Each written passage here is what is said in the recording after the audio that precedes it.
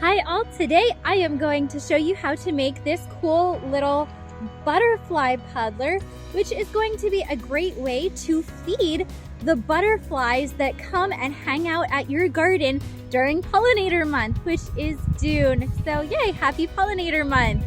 So let's figure out what we need to make a butterfly puddler and what even is a butterfly puddler. Why are they so important to have?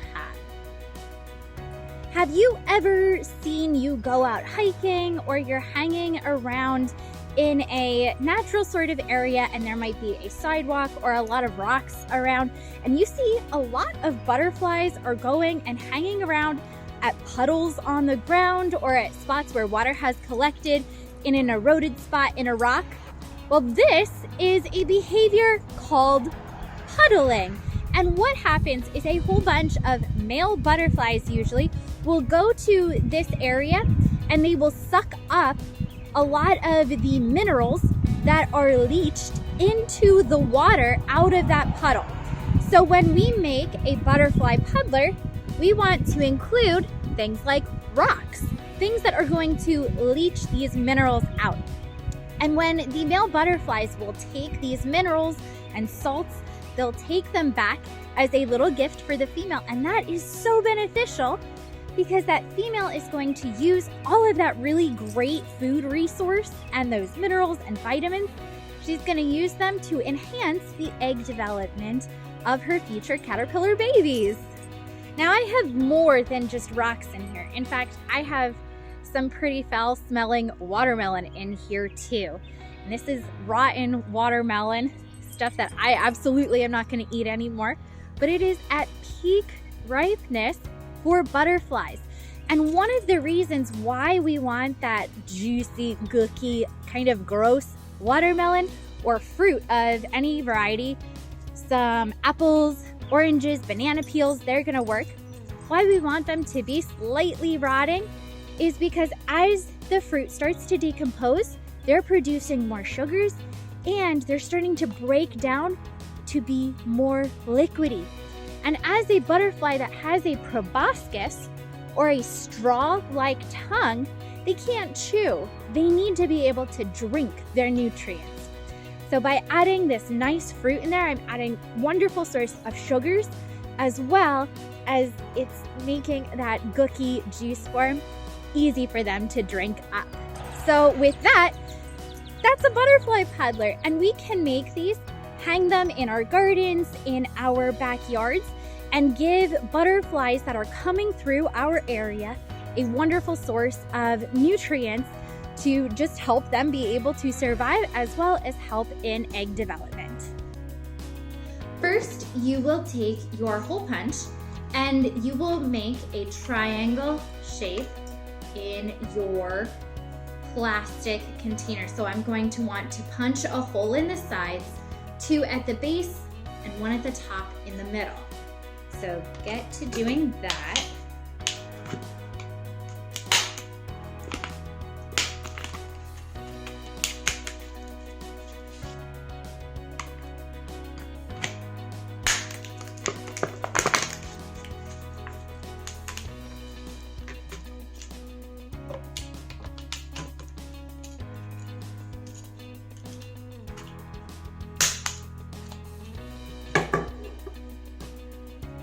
Then take your string and tie knots in each of the holes that you just made.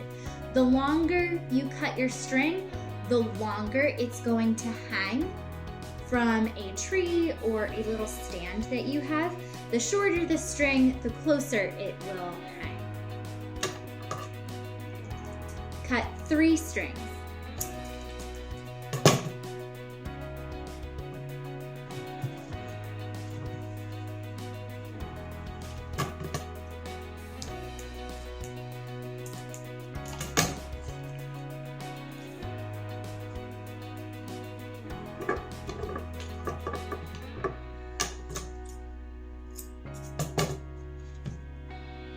Then tie them in the holes.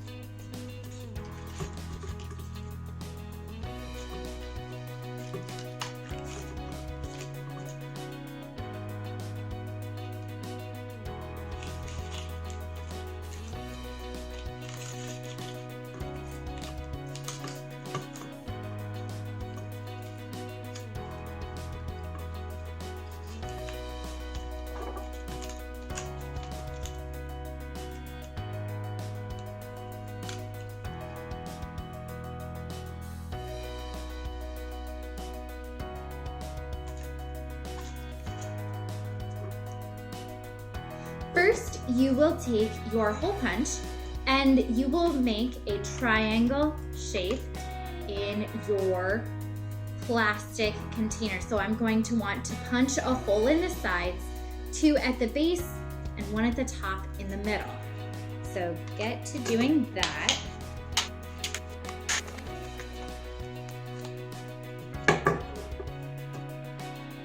Then take your string and tie knots in each of the holes that you just made.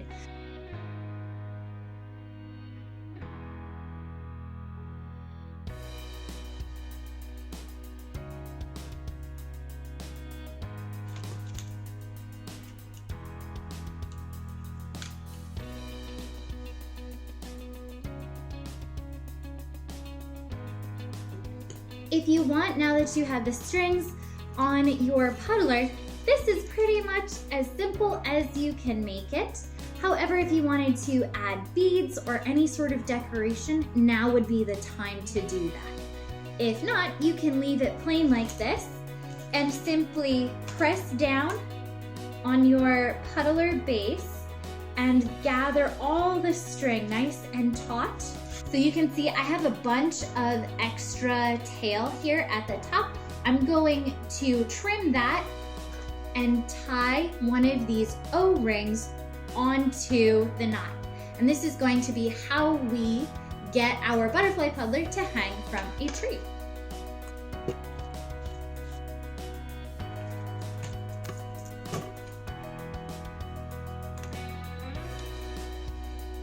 Nice and simple.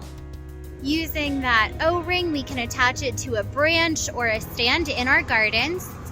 And ta-da, we can have it hanging and be providing wonderful resources for the pollinators that will be visiting our garden this month.